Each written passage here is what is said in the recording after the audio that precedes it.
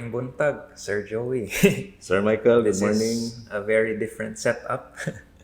Yeah, so I was thinking na we've been doing these podcast episodes for quite a while now. We began last March, no? And it's been a very interesting journey. And I thank you so much sa tanan imong help in this quest. I'm thankful na we've been aligned so far. Niya murag nagkasinabot ra ta ba? Murag unforeseen. It was quite unexpected. And I'm very grateful sa blessing and the chance to get to know you more. So I was thinking na for this episode, ikaw atong i-highlight your journey as a videographer. Yeah, I know you do a lot of different shoots, events. So maybe you can expound a bit sa imuhang journey and yeah, maybe your beginnings. Yeah. This is also very new to me. I'm usually at the behind the camera, but now I'm in front. So, well, let's just see how it goes. Yeah, ikaw ang nasa spotlight karon. Yeah. So, yeah, I began my career in videography way back na mga year 2000 pa. So, at first it was just curiosity, tinkering with computer, and then one thing led to another.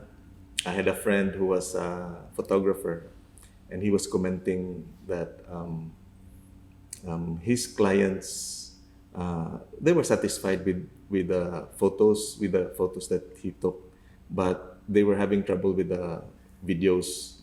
So I said, well, why don't I try to edit some of the videos that somebody else took for him ba?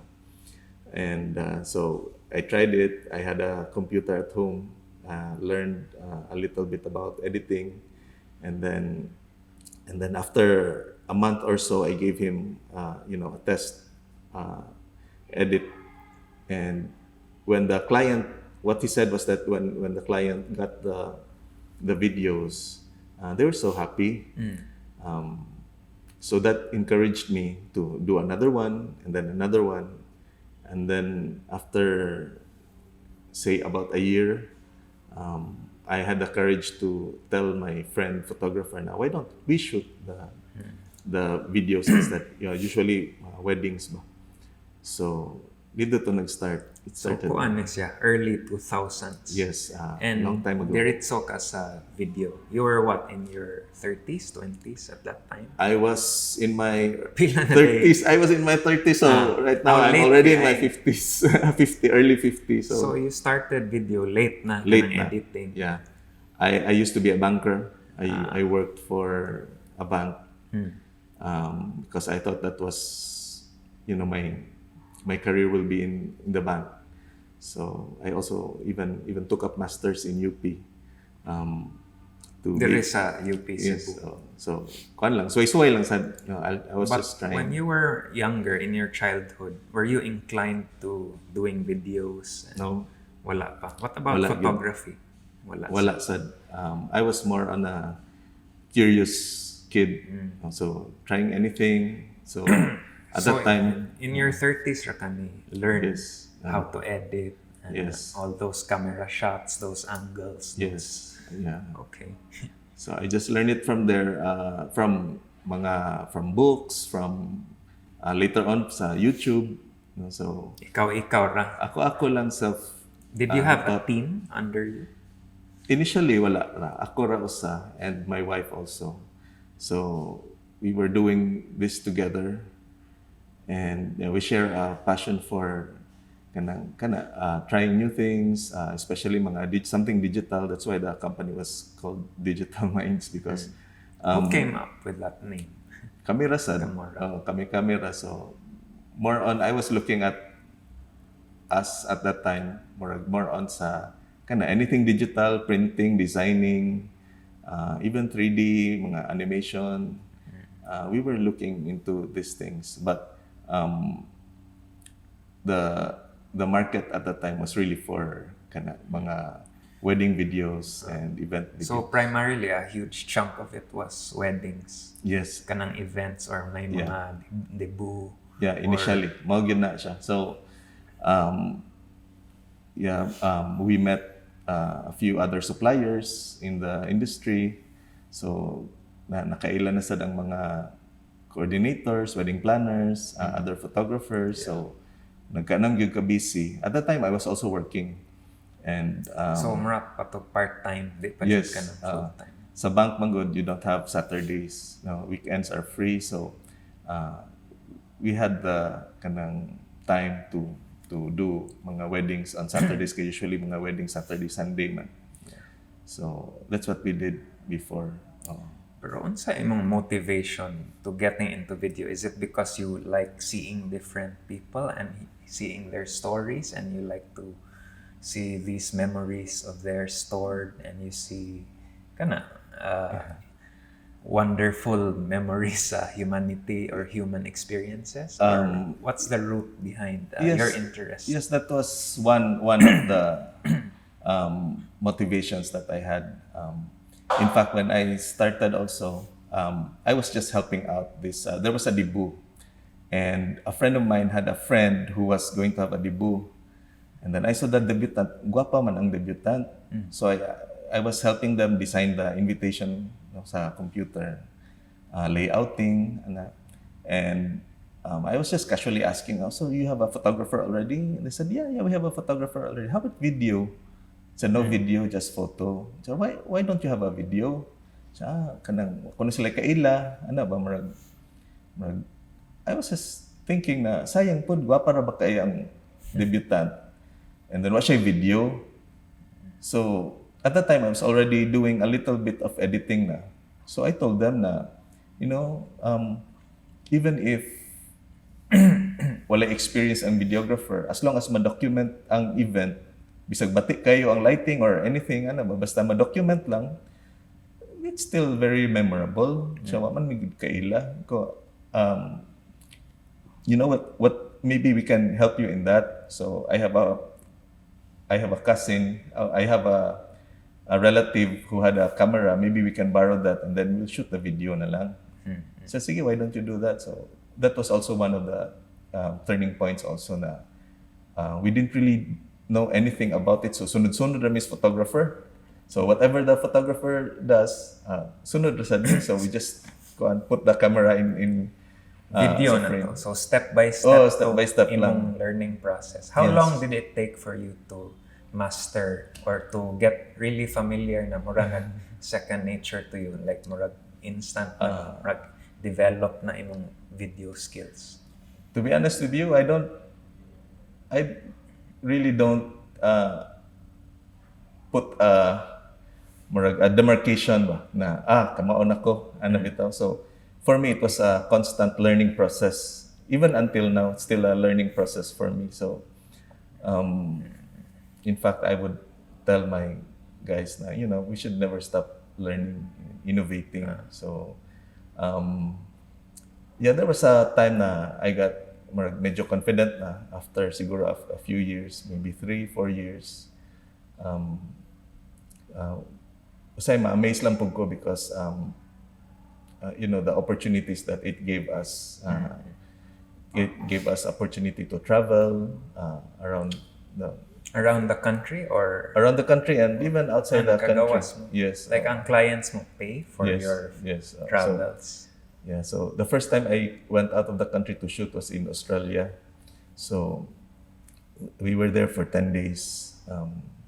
Shooting kuyog-kuyog rami sa couple. It was a murag prenup video. So I was I was also in a state of disbelief ba na in this thing that I'm doing that I enjoy made me travel also outside the country. So free na. So we were For that time, you gave up your profession as a banker na. Yes, when it was becoming difficult for us to manage our time na, I thought of, but it was a difficult decision to make because the mindset ba na I had was is as an employee. No, so to And shift. stable imong income. Yes, it's predictable. And Yeah, then, like fixed na ba? Like fixed your na salary kabaka. kay sa video mag-agad sa number of events that come. That's right. Yeah, That's right.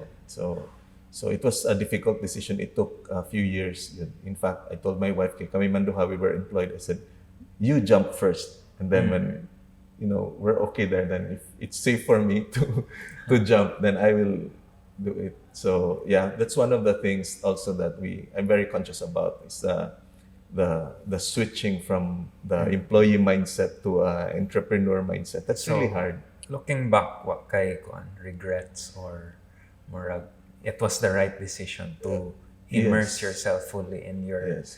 videography. I would say that if there's any regret, I should have done it sooner because I was already in my 30s when I started. So, but aside from that, no regrets. I also learned a lot from my other career in banking. Yeah, Yeah, finance. muraratog part sa imong Yes. journey and That's a lot right. of lessons learned, I would presume. Pero what fascinates me, Jude, about kining video, murag, because I look at our life ba, it's constantly fleeting. Murag ka ng memories ra atong ma-build ba. For me, nindot kayong video because it really captures ba. Like, now with this podcast journey we're having, like we record conversations which are quite meaningful and helpful. So murag nindot ba to store that and it's really there for That's maybe future generations if it's helpful to them. that's right. So, I've had I've shot mga weddings that are really uh, very emotional, like one that the dad recently died and then couldn't be there. Unta, he was supposed to be there sa wala. wedding but wala Did siya. not And make the groom was really crying and if only that his dad was there to witness everything. Maginana bitaw. So you see this drama ba unfold before you. No? So kanang there's a lot of kanang stories good to tell. Lain-lain of kuan. Lain, there was Some negative, some yes, positive. we've shot a fake wedding. Ngayon na bitaw. Yeah, So, you mentioned this to me for some time. so- Some time ago. kana manginana yeah, looking at the lives of people, although you can't really judge them completely on the basis of just one day ana bitaw pero it gives you a lot of things to to observe, no? So like one of the things that kanang struck me, one of the weddings that I shot was that I was admiring the bride was very beautiful, no, on the wedding day. And then I saw the mother. She wasn't very beautiful ba? Tanaw na ko. I mean, just in my mind lang kung nga murag haggard mo kay ang mama niya, ang bride gwapa kaayo. Ano ba? So that was just my observation. And then sa wedding day na asa reception and the bride made a speech and he was kanang honoring her mother kay daghan daw day sila siblings and then she was a kanang single parent and she recounted the sacrifices sa iyang mom, how she works, how hard she works, ano bitaw nga. And then yeah, I realized nga mao day na murag inato ang naong sa iyang mother. I mean, from my vantage point lang ba, my point of view na inana day yung mother. Hago kayo life. Grabe day kay siya Single mom. Single mom siya, sacrifice siya para sa iyang tanang children. And now the bride is thanking her for all the sacrifices she made. So grabe day no nya murag moto akong hunahuna ba. Now it's different na. I mean, so kanang I also appreciated the mother ba nga madito nga grabe kay ang iyang nagian sa life just to to take care of her children. So kanang nginana bitaw nga drama. So Yeah. there's a lot of that in our industry. Okay. Bro, from the start, how many events have you covered na? Can you give a ballpark? Like, apil na tanan since early 2000s. Yeah, so I would say actually I've never really counted it. Yeah, pero Yeah. estimate lang. Estimate siguro, sobra na gid siguro thousands. Thousands of Thousands na gid events. kay let's just say if you have let's say maabot mag 6 in a month, ano bitaw mga weddings before ha kay seasonal, cyclical man gud siya. Yeah. So you don't really kuan. So kung ana plus the corporate pa plus the birthday, usahay na pay patay ana so daghan na gyud kaayo.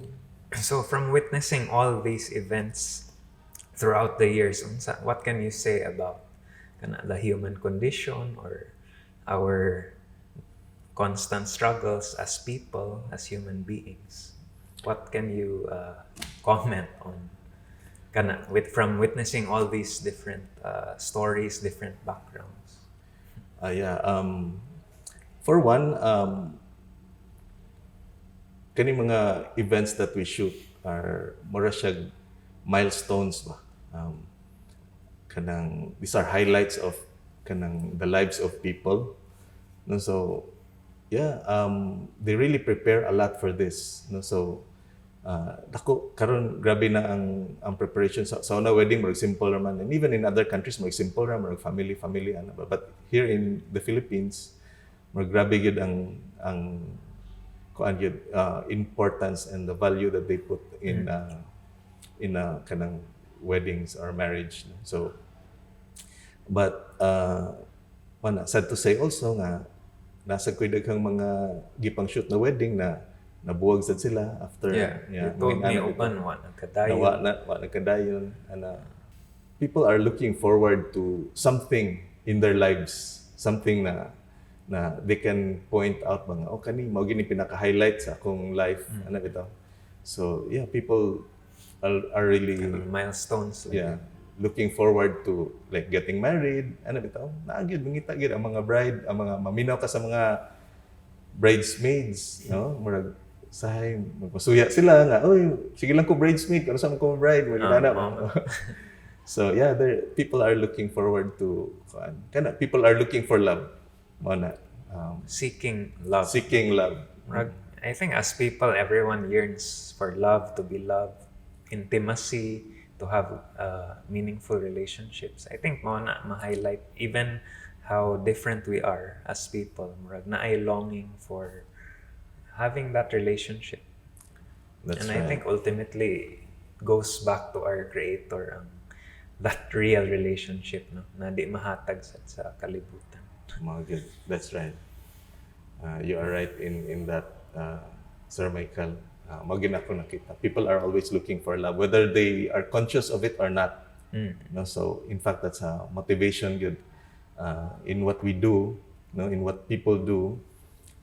It's always that to get attention, to be loved and to love. So, sa among profession as videographer, we see that a lot.